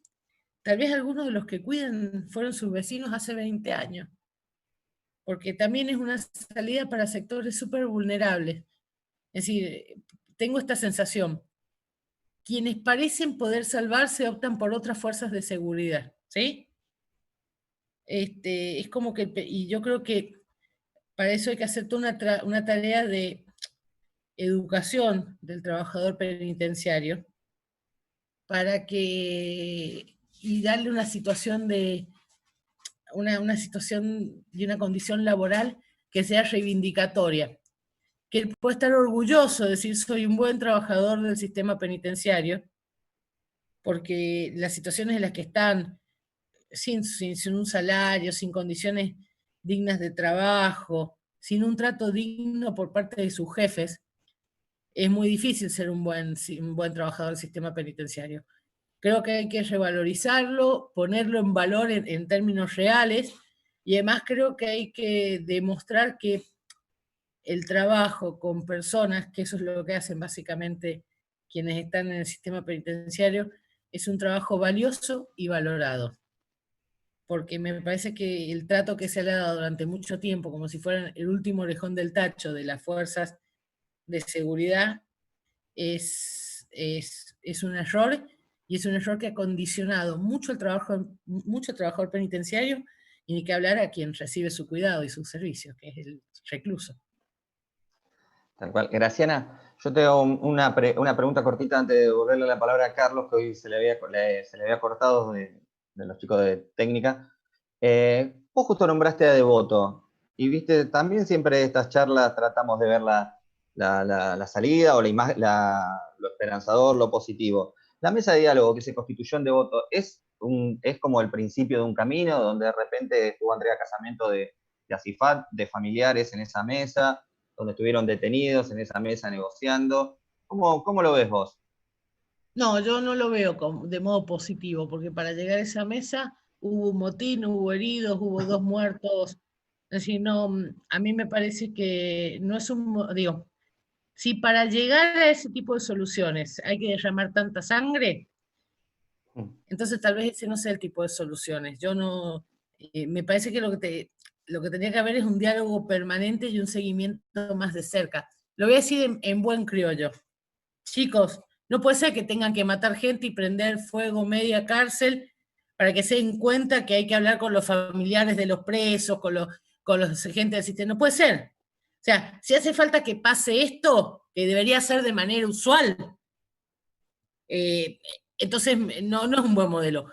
Porque eso que se mostró como un modelo posible de solución, debería ser la práctica usual. ¿Cómo no te vas a dar cuenta o cómo no te vas a enterar que están sin recibir comida porque suspendieron las visitas y no quieren recibir paquete? O sea, si querés para la emergencia habrá funcionado, pero para llegar a ese punto, a mí digo, no hay que llegar a ese punto. Entonces, vos tenés que tener, pienso en voz alta, ideas que uno tiene, que yo siempre he pensado. ¿Cómo no vas a tener asistentes sociales consultando a las familias de los reclusos cómo están, cómo la van llevando, qué dificultades tienen, qué necesidades tienen? Digo, en materia de cuidado de personas, el truco es prevenir la infección, no encontrar el antibiótico. Después viene el antibiótico, pero el tipo ya está enfermo, qué sé yo. Si después es como los que se recuperan del coronavirus, en buena hora se recuperaron, pero muchos quedan con secuelas pulmonares, es decir, vos tenés que prevenir. Entonces, ¿cómo puede ser que las familias de los reclusos conozcan a las autoridades después de años de sus parejas o sus familiares reclusos? Presos. No está bien. No digo que el sistema esté mal, digo que como solución me parece insuficiente porque costó mucho, mucho dolor. Y la consulta a los familiares, a las organizaciones de víctimas inclusive, es algo que debería ser materia corriente, no algo excepcional para lo cual tuvieron que morirse 2 personas. Eso. No me gusta como conquista de una medida violenta. Me gusta como práctica usual, institucionalizada y en manos de profesionales. Porque la verdad es que en esa mesa lo que habían eran representaciones sectoriales, pero todos desde su interés. Lo que no habían eran profesionales. ¿Dónde están los asistentes sociales? ¿Dónde están los que traducen en palabras las expresiones de necesidad, de ausencia, de los que están presos? ¿Dónde están? Siguen sin estar. Y la verdad es que quien estudió para asistente social, los abogados especializados como Claudia Cesaroni, que es un especialista en el tema, están. Pero ¿por qué tienen que aparecer en la emergencia? No entiendo por qué no tenemos institucionalizada una práctica de apoyo y preservación de esas situaciones que pueden ser conflictivas. Repito, estar preso no implica que dejas de ser persona, y ser familiar de un preso no implica que dejas de ser persona. Sos una persona que está presa, sos una persona que tiene un familiar preso. Entonces, ¿por qué tenemos que llegar al extremo de la violencia para reconocerle la condición de voz, de parte? Alguien que son parte todos los días. Digo, cada vez que una señora va a ver a su marido y el guardia cárcel le mete una mano, es decir, ¿cómo puede ser que, claro, y después le dice, no, sabés que me tocaron el culo? Bueno, eso no puede pasar. Esto es lo que quiero decir. Que después se hayan juntado a charlar, me parece bien, no estoy, pero me parece que hay maneras de institucionalizar para que eso no sea la sumatoria de pequeñas cosas. Vamos a hacer, digo, como todo, una cosa es el accidente nuclear, que derrumba todo, eso no lo puedes prevenir. Ahora, estas situaciones sociales que se van dando paulatinamente por la reiteración de hechos que no deberían pasar, sí se pueden prevenir. Entonces, yo no celebro la solución, lo que pido es que estas cosas se prevengan. Hay personas que saben cómo hacer este trabajo y está bien que lo hagan porque hay que cuidarnos a todos. Muy bueno, muy clara. Bueno, ahora... Al pobre Carlos que lo censuraron. Que lo censuraron al pobre Carlos. Ahí le está, se ríe, a ver si... ¿Negro? ¿Carlos? Ahí estamos. Ahí está. No, dice que es una cuestión técnica que nosotros los legos no entenderemos jamás. En primer lugar, y fue cuando se cortó, Graciana, quería agradecerte tu honestidad intelectual, algo a lo que estamos muy acostumbrados y muy malcriados de parte tuya, que sabiendo que lo que estás diciendo por ahí no es lo políticamente correcto, sostenés tus principios y tus valores a rajatabla, lo cual es fantástico. Y quiero retomar ahora el punto donde estaban, porque vos dijiste, los presos, nosotros estamos como sociedad metiendo la basura abajo de la alfombra. Y yo creo que esta sociedad usa a los guardiacárceles, a la policía, a la fuerza de seguridad como la alfombra. Son la alfombra. Sí, para hacer la alfombra tienen que estar mal educados, mal entrenados, mal capacitados y mal pagados. Porque y es que los pisoteen. Que se dejen pisotear como una alfombra y sirvan para esconder la basura. Del día que nosotros decidamos poner la basura, o sea, que considerar que no son basura, vamos a dejar de estar en una alfombra. Y entonces la Fuerza de Seguridad y el Servicio Penitenciario tendrá que tener una capacitación acorde, un sueldo acorde y un entrenamiento acorde. Pero en la medida que no se considere eso, son funcionales y el entrenamiento, la capacidad y el reconocimiento que se le da es proporcional a la función que le obligamos a cumplir. Era eso lo que quería acotar. No puedo estar más de acuerdo con lo que estás diciendo. Yo estoy convencida que, a ver, te voy a decir esto. Yo creo que como la fuerza de seguridad, los miembros del servicio penitenciario deberían ser parte de los sectores particularmente cuidados en las políticas laborales y salariales hacia ellos, porque tienen la responsabilidad de cuidar gente que es gente conflictiva por las condiciones en las que vive. Entonces, yo siempre decía, esto lo he charlado muchas veces con amigos expertos en el tema, es decir, ¿cómo querés un penitenciario honesto? si con hacerle favores a un narco puede ganar 5 veces lo que les paga el Estado. Es tan sencillo como eso. Es decir, y cuando decís, no, pero la gente, porque es honesta, sí, todo bien. Es fácil ser honesto cuando, como yo voy, tengo la heladera comida, es decir, cuando venís de un lugar donde se conoce el hambre es más difícil. No porque los pobres sean deshonestos, sino porque los conceptos de bien y mal están muy condicionados por las propias necesidades. Y también por una cuestión cultural. Es tan simple como eso. Entonces, no puedo estar más de acuerdo con lo que vos has dicho, es como vos decís, y es uno de los enormes desafíos que hay que poner en agenda y hay que hacerlo rápidamente.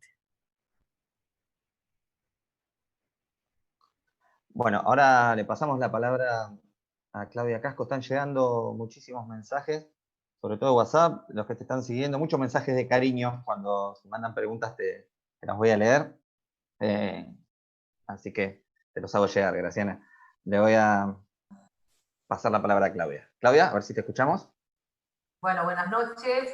Bueno, un placer, Graciana, para mí una gran emoción, porque te sigo un montón en las redes, compañera, y sos siempre un disparador para hacernos pensar, así que bueno, poder tener la oportunidad de decírtelo personalmente, eso como que el corazoncito nos hace algo muy especial. Y ojo que a mí escucharlo también. Te veo ahí fumando y me acuerdo cuando ponías hace unos días atrás lo de los cigarrillos y cuando todos te pedían en Twitter que deje de fumar y un poco los mandaste al cuerno y me parecía bien y me reía mucho con esos tweets tuyos. Bueno, y segundo, bueno, dentro de lo que te preguntaron con el tema de lo de la reforma judicial que va a proponer el gobierno, esto de lo que habíamos charlado la vez anterior con el otro expositor anterior, el tema de lo del reproche social, que inclusive había una persona que lo ponía en el chat, con lo que son como delitos menores, digamos, y que esas personas no fueran a la cárcel, pero hay como una necesidad de esto de que si se robó algo y porque me atentó mi propiedad privada mínima, lo tengo que mandar en la cárcel porque la víctima necesita como eso, digamos, esa reparación, que a mí me parece que personalmente, digo, no debería ser y tal vez no tendríamos en la cárcel la cantidad de sobrepoblación que tenemos, sobre todo en esto hay que hacerse cargo el desastre que tenemos en la provincia de Buenos Aires. ¿Cómo crees que podríamos hacer el tema de lo del reproche para poder cambiar ese paradigma social con los delitos menores? Lo primero que hay que entender es que las penas no buscan tanto... A ver, ¿por qué nacen las penas? Las penas nacen porque había antes un sistema irracional. Había un sistema basado en la fuerza. Vos me sacaste un ojo, yo voy y te saco un ojo. El punto es que siempre hay alguien que tuerto y todo es más fuerte y te termina dejando ciego. Entonces es irracional, no nos permite una vida en sociedad la ley del talión. Entonces la humanidad empezó a buscar soluciones más racionales para el sistema de pena. Porque hay que entender una cosa, más allá de quien sufre la ofensa, no solo es quien sufre la ofensa. A ver, y voy a decir en términos terribles, si te roban el celular es una mierda, es un delito contra la propiedad, perdiste tu celular, capaz que todavía lo estás pagando, ¿sí? Pero además, el que sufre es la sociedad que no puede decir, bueno, lo que tiene tal persona no puede ser respetado porque alguien pasó por encima del derecho a su propiedad privada.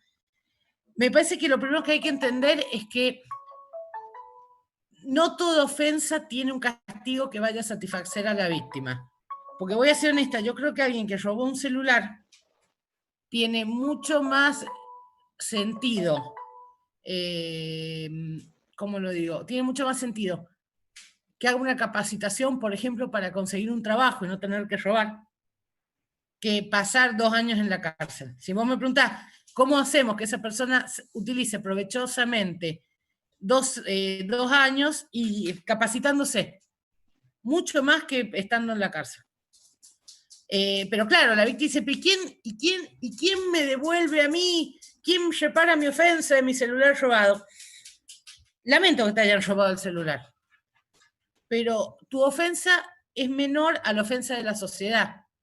Para la sociedad es mucho más importante que este señor no vuelva a robar y que para eso tenga un trabajo, a que tu ofensa de tu celular sea reparada, porque es una ofensa menor, que no quiere decir que no sea importante, pero es menor en la escala de bien social a proteger. ¿Sí? Distinto es con ofensas que son mucho más graves, digo, la vida, la integridad sexual, digo, hay cosas que es bastante más claro el derecho de la víctima con preeminencia, pero hay algunos delitos que indudablemente es mucho mayor el interés social en que la persona no vuelva a delinquir que la necesidad de reparar una ofensa menor en términos de propiedad, por ejemplo. Acá me acaba de llegar un mensajito. ¿Qué opinás de los juicios por jurado? Ay, Dios. Yo tengo hace años una enorme discusión con mi buen amigo Binder, que banca fuertemente los juicios por jurado. Yo tengo mis dudas, porque tengo esta sensación. Si en la Argentina pudimos convencer que estábamos llenando la cárcel de violadores y asesinos, imagínense que a personas capaces de convencer de eso les decimos que juzguen la culpabilidad o la inocencia de alguien. Me da un poquito de miedo. Porque, repito, los argentinos, yo incluida, y a mí me cuesta un montón de esfuerzo, somos muy de creer que tenemos la verdad, que esa persona es culpable porque nosotros creemos que es culpable, y la verdad judicial es un proceso. Entonces, es muy difícil, salvo que uno tenga la disciplina y la formación mental para hacer eso, me cuesta mucho, me cuesta mucho. Y si me tiran así, como decir, juicio por jurado muerte, te digo, bueno, pero escabinado. Es decir, con miembros abogados, alguien que sepa el proceso judicial. Tengo mucho miedo con la influenciabilidad. Te voy a dar un ejemplo. Suponete que ponen mañana juicio por jurado y a Cristina Fernández de Kirchner la someten sus causas a un jurado. No sé, es decir, ¿cómo? Y voy a ir más lejos, imagínate que en ese jurado está alguien cuyo programa favorito es Majul.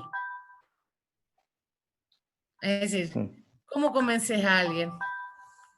¿Cómo? No se puede, o sea, a mí la verdad judicial es un tema muy delicado, digo, y que tiene que ser hecha con un nivel de objetividad, de distancia importante, es importante. A ver, para serte honesto, a mí me gusta, para que veas cómo, pero es como yo concibo el sistema judicial, no significa que yo tenga razón, significa cómo concibo.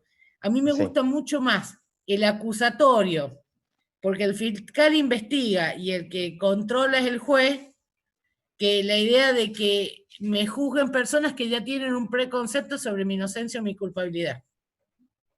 Sinceramente, que no quiere decir que no pueda funcionar, pero a mí no, digo, si me ponen un cuchillo en el corazón y me dicen elegí, bueno, si va a ser jurado, que en esos jurados haya también 2 o 3 abogados para que brinden las pautas de la interpretación judicial.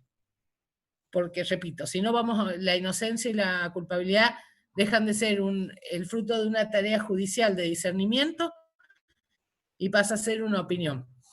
Y si es por opinar, panelistas somos todos en potencia. Tal cual, opinólogos. Vos sabés que me corro un poquito... Con perdón de Binder que me va a putear, pero... me corro un poquito, pero bueno, estás contestando, estás atajando todos los penales. A mí me interesa también un poco la construcción de los medios de comunicación, y un poco lo recreaba en la introducción. Y pienso, creo que fue Máximo Kirchner, que en las elecciones de 2019 dijo, volvamos a un país distinto, no va a ser el 2015 que dejamos. Yo te pregunto, tuvimos una ley de medios que para mí fue brillante, una ley de medios muy completa. ¿Qué futuro hay en los medios? ¿Cómo está la situación y cómo la ves a futuro? Porque te escuché también decir por ahí, perdón, te escuché también decir que también no vamos a volver a ese papel, es otra la construcción. Es que ya no sirve, porque cuando nosotros hicimos la ley de medios teníamos una realidad regulatoria donde los medios estaban concentrados, pero las infraestructuras de los medios no estaban tan concentradas, porque, por ejemplo, vos no podías ser prestador de servicio público y al mismo tiempo ser prestador de servicios de comunicación audiovisual. Digo, cuando vino el macrismo reformó todo eso. Y dentro de las reformas que hizo, por ejemplo, que los cables ahora ya no son más radiodifusión, son telecomunicaciones. Entonces, hoy la ley de medios, si la restableciéramos, no los alcanzaría. Y el 80% del país consume televisión a través del cable. Entonces, hay que hacer una tarea de desanudar ese embrollo regulatorio y hacerlo con mucho cuidado, para que se haga bien, para que sea útil y para que pase el control judicial. Entonces yo pienso esto, ¿no? ¿Por qué voy a perder el tiempo pidiendo que reivindiquen la ley de medios si ya sé que no va a servir para lo que quieren para lo que servía hasta el 2015? Y no voy a, ¿por qué mejor no utilices energía en hacer una reformulación que corrija esta anomalía regulatoria, que ha permitido, por ejemplo, que Telecom comparta las redes con Cablevisión y juntos tienen más del 70% de la red del país? ¿Qué sé yo? A mí me parece mucho más peligroso, porque hoy el problema además es que hay un señor que tiene el botonito y si lo aprieta, incomunica a medio país. Entonces, me parece mucho más peligroso en términos, pero eso exige pensar nuevos escenarios para regular. No alcanza con la ley de medios, hoy no alcanza, hoy no se puede con eso. Entonces me parece que hay que ponerse a pensar en cómo trabajamos en un sistema donde se preserve algo que es muy importante, que se llama infraestructura, que son costos hundidos, ¿por qué un costo hundido? Porque la infraestructura es tan cara que la tasa de recupero es muy lenta. ¿Me explico? O sea, vos para enterrar un metro o un kilómetro de fibra óptica invertís mucho dinero y tu tasa de recuperación va a ser muy lenta. Entonces, ¿cómo haces para socializar la infraestructura cuando sabes que los costos para muchos medianos y pequeños proveedores de contenidos, esos costos hundidos son inabarcables? Me parece que el desafío es por ahí. No tengo la respuesta, pero creo que es por ahí. Intuitivamente es por ahí. Muy bueno. Pablo Míguez me escribe, retomando un poco sobre lo que se dijo respecto de una gran parte de la sociedad que repudia la idea de defender y reclamar por los derechos de la población carcelaria, justificándose en que merecen que no se respeten sus derechos y garantías, dado que en algún momento violaron los derechos de alguien. ¿De dónde crees que nace esa opinión que confunde la justicia con la venganza? De la naturaleza humana. Miren, no les voy a explicar a ustedes que son tan personas como yo. Cuando a uno le hacen algo que le duele o le ofende de alguna manera, lo primero que uno hace es enojarse. Incluso te pasa cuando peleas con alguien que querés. Es después, cuando te tranquilizás y reflexionás, que podés darte cuenta que tal vez estés sobrereaccionando, que tal vez, cuando vos te chocaron el auto y le gritás, ojalá te mueras, hijo de puta, y la verdad que en ese momento vos sentís que ojalá se muera. Cuando llegás a la esquina, hasta decir, bueno, la verdad es que me haya roto la óptica no amerita que el señor se muera. Y bueno, con la justicia y la venganza pasa lo mismo. Hay personas que no cuestionan sus primeras reacciones. Entonces se queda fácil. Me ofendió, que se cague. Y pensar la justicia es pensar la civilización. Y la civilización exige, entre otras cosas, un coto a nuestras naturales emociones. Yo pienso, y hay millones de ejemplos que son cuestiones muy fáciles. Todos estamos de acuerdo en que hay que curar del coronavirus a todos. Ahora, mi pregunta es el egoísmo de la especie. ¿Qué pasaría si tenés que elegir entre el respirador para tu papá, que es población de riesgo, o el hijo de tu vecino, que tiene todas las chances de salvarse? La justicia y las decisiones morales implican contemplar eso, y eso exige un nivel de reflexión y de poner en duda las cosas que uno cree.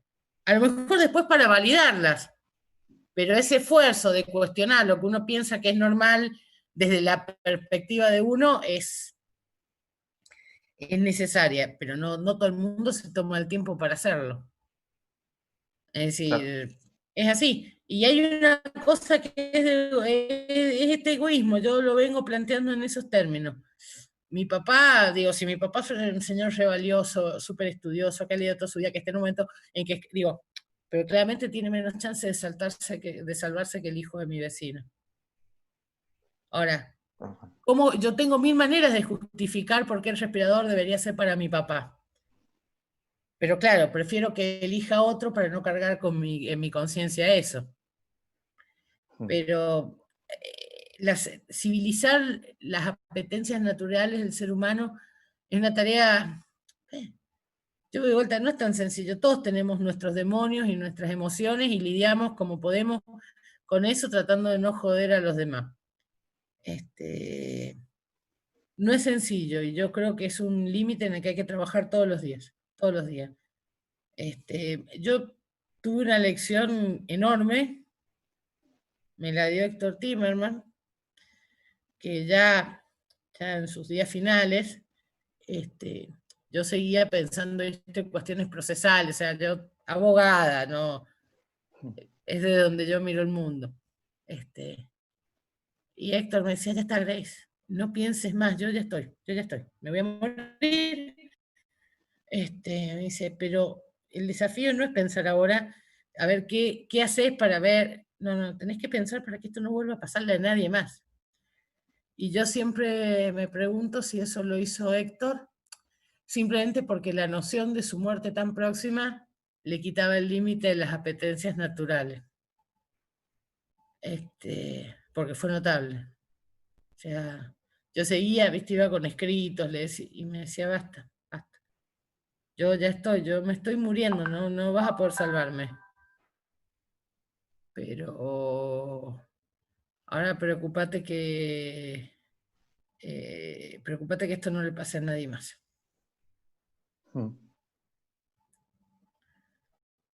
No sé, fue una lección, yo la aprendí. De que nada, bueno, vuelvo a reivindicar tu sensibilidad, tu generosidad, tu entrega ante las preguntas, ante la charla, me parece que es súper rico. Estamos todos expectantes, mirando, escuchando lo que venís contando. ¿Vos te sentís cómoda? Ahí la perdimos. Sí, en un rato tengo que cortar porque me están matando, pero tengo hasta las 9, no te enojes. No, por favor. Tengo que atender las 500.000 llamadas que no atendí y me van a matar. Bueno, un poco entonces, más o menos como para la última pregunta, también la viene haciendo Rolo Farini, un poco las venías contestando, pero si querés profundizar o si querés dejar un mensaje de alguna manera final, Rolo pregunta, ¿cómo hacer masa crítica en una sociedad con todos estos temas? Que un poco lo venís trabajando, pero me parece más también como para darle un cierre de desafío, lo dejo a tu grito. Yo no sé si hay una única manera de hacer masa crítica. Creo que para hacer masa crítica, primero lo que hay que hacer es revisar lo que uno piensa. Porque a veces uno piensa ciertas cosas porque está muy seguro o porque le queda muy cómodo. Y lo primero que hay que hacer es revisar si lo que estás pensando está bien. Porque yo creo que está muy bien que Brad Pitt me invite a salir, pero no sé si Brad Pitt opina lo mismo. Es decir, yo podría fundamentar y decir, es completamente racional que me invite a salir. Entonces, antes de hacer masa crítica para conversarlo a Brad Pitt que me invite a salir, lo primero que tengo que pensar es si lo que estoy pensando está bien. Bueno, el ejemplo de Brad Pitt aplica a todos los casos de la vida. Y después de revisar, lo que hay que hacer es empezar a generar relaciones estratégicas con personas que piensen como uno. Porque la masa, o sea, uno no tiene, ábrete sésamo y se forma la masa crítica. Es un trabajo de construcción. Los que trabajan en ciencias sociales me van a entender cuando digo que es un trabajo de redes. Lo que se construyen son redes. Porque la masa, eso que llamamos masa crítica, no es una masa amorfa que se forma por casualidad, es una masa que se forma por comunidad de intereses y de objetivos, y eso son redes. Entonces, la masa crítica es crear las redes, y en las redes cada uno aporta lo que más sabe. Y me parece que eso es otra cosa importante para poder hacer masa crítica. Asumir de qué sabe uno y asumir de qué sabe el otro, y aceptar las propias limitaciones. Porque el problema es que todos quieren tareas grupales hasta que llega el momento en que las tareas grupales encuentran el límite, que implica resignar el yo por el nosotros, y es durísimo, es durísimo. Es durísimo, pero creo que no hay masa crítica. A ver, decir, formemos masa crítica para que yo la conduzca, no funciona así. Hay que trabajar en la construcción de redes donde cada uno haga el aporte para el cual se preparó más para hacer. Creo que esa es la única manera. Y creo además que hay que discutir el sentido. Digo, los que son docentes podrán discutir lo que enseñan, los que son comunicadores podrán discutir lo que saben, pero me parece que no hay otra manera, no hay otra manera. A patadas no va a ser, y como son cosas que exigen poner en cuestionamiento cosas que todos tenemos muy metidos dentro, tampoco va a ser engañado, ¿me explico? No puede, la masa crítica no se construye con salariazo y reproducción y revolución productiva. Es así. Bueno, para ir cerrando, como chiste acá, Ofelia te está tirando que mejor Pablo Echarri, un galán Nack and Pop. No, porque Nancy, yo la adoro. No, jamás le haría eso a Nancy Duplá, que me parece una maestra. Olvídate. Nancy Duplá es la piba que queremos ser todos, la piba de barrio que se quedó con el galán. La banco fuerte y se lo respeto a muerte ese galán. Tal cual. Bueno, para ir dándole un cierre y después activar todos los micrófonos y darle a Graciana el aplauso que tan merecido se tiene, me parece, hago un pequeño cierre de lo que fue este ciclo de charlas. Cuando con María, hace un mes, con Mariana Zabal, pensábamos, y como decía al principio, darle forma a estas actividades, jamás me parece que hubiésemos tildado de loco o de loca al que dijera que en el transcurso de un mes íbamos a tener a Claudia Cesaroni, a Juan Tapia, a Eugenio Raúl Zaffaroni, a Esteban Rodríguez Alusueta y cerrar con Graciana Peñafort. Me parece que estamos superados, pero amplísimamente nuestras expectativas. Lo que dije, bueno, ya en la introducción y fuimos hablando, esto tratamos de desmenuzar, de trabajar todo como un problema interrelacionado, pero por separado, para darle forma y darle fuerza a este ciclo.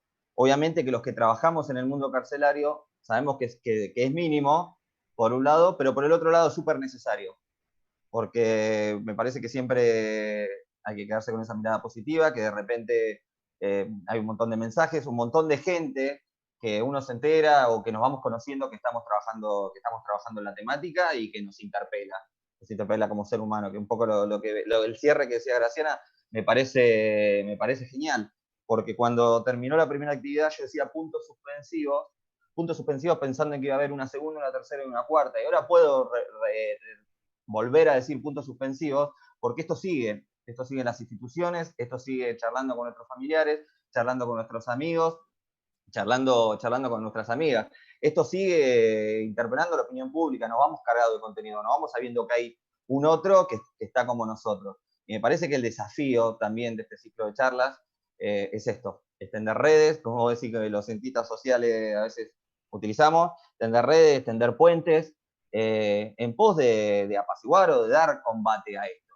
¿Es utópico? Puede ser utópico, pero es el momento. Me parece que tampoco nos vamos a correr de la problemática. Así que aviso a todos los que estuvieron, a todas las que estuvieron, que va a quedar en nuestro video, en nuestra biblioteca audiovisual esta charla, y va a acompañar a las otras tres. Así que sin más, Graciana, te doy la verdad, un fuerte abrazo virtual. Nos hiciste pasar, creo, por lo menos a mí, por todos los sentidos, reflexión, sentimientos encontrados. La verdad, estoy completamente agradecido y hablo en nombre mío, en nombre de María Nazábal, en nombre, me atrevo a decir en todos y todos los que estamos ahí presentes, y en nombre de la institución. Muchísimas gracias. No, Así gracias que a ustedes activo por la todos los invitación. micrófonos. Gracias por Gracias, Graciela.